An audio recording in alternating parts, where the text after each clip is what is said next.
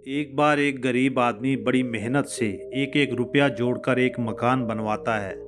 व्यक्ति बड़ा मेहनती था और उस मकान को बनवाने के लिए वो पिछले कई वर्षों से एक एक पैसा बचत करता रहा ताकि उसका परिवार छोटे से झोंपड़े से निकलकर पक्के मकान में सुख से रह सके। उसके बाद पंडित से पूछकर गृह प्रवेश के लिए शुभ दिन निश्चित किया गया, लेकिन गृह प्रवेश से एक दिन पहले ही एक जोरदार भूकंप आता है और उसका नया मकान ध्वस्त हो जाता है।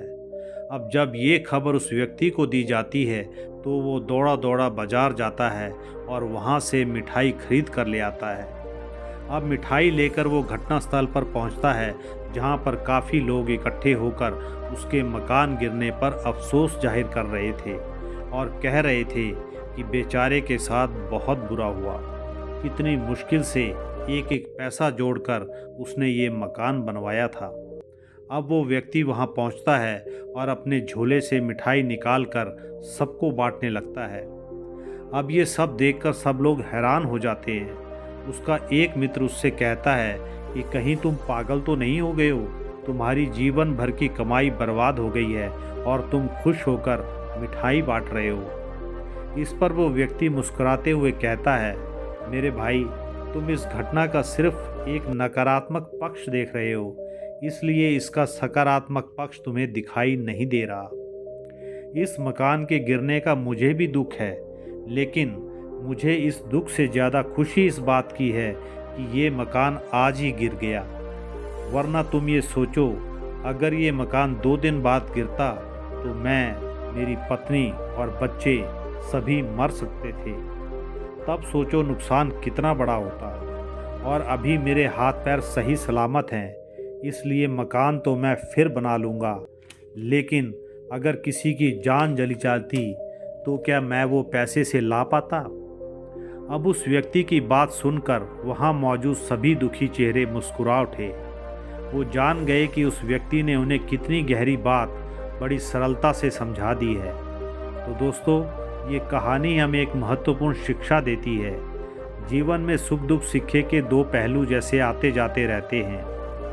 जब हमारे जीवन में सब अच्छा हो रहा होता है तो खुश होना स्वाभाविक है, लेकिन जब हमारे जीवन में कुछ गलत होता है तो सबसे पहले हम अपना धैर्य खो देते हैं और भगवान और अपनी किस्मत को कोसना शुरू कर देते हैं। यानी उस समय हमें सिर्फ अपना दुख नज़र आता है।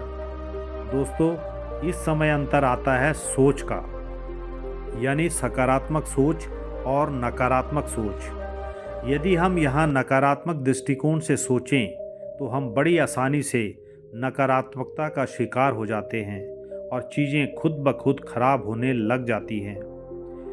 यही नकारात्मक सोच हमारे दुख का असली कारण बनती है और हमारी सफलता का सफ़र यहीं रुक जाता है।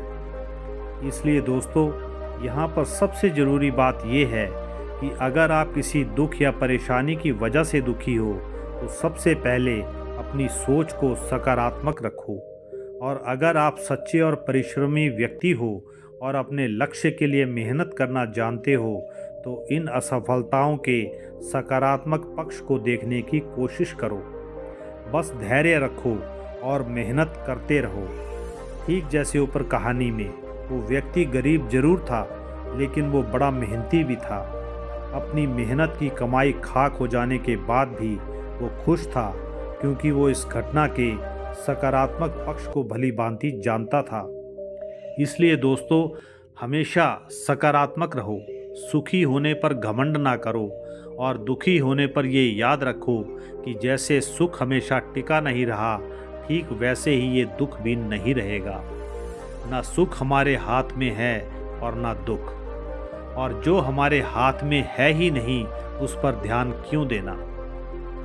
अगर कुछ आपके हाथ में है तो वो है आपकी मेहनत, इसलिए बस आप अपनी मेहनत पर ध्यान दो। वैसे भी जिस व्यक्ति का पूरा ध्यान अपनी मेहनत पर होता है, उसका ध्यान कभी अपने दुख या नकारात्मक चीज़ों की तरफ जा ही नहीं सकता, और इसलिए ऐसा व्यक्ति हमेशा सकारात्मक ही रहता है। और यही सकारात्मक सोच एक दिन हमारे सारे दुखों को ख़त्म कर देती है।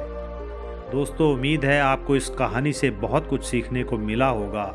वीडियो अगर अच्छी लगी हो तो वीडियो को लाइक कर दोस्तों के साथ भी शेयर करें और सब्सक्राइब करना ना भूलें।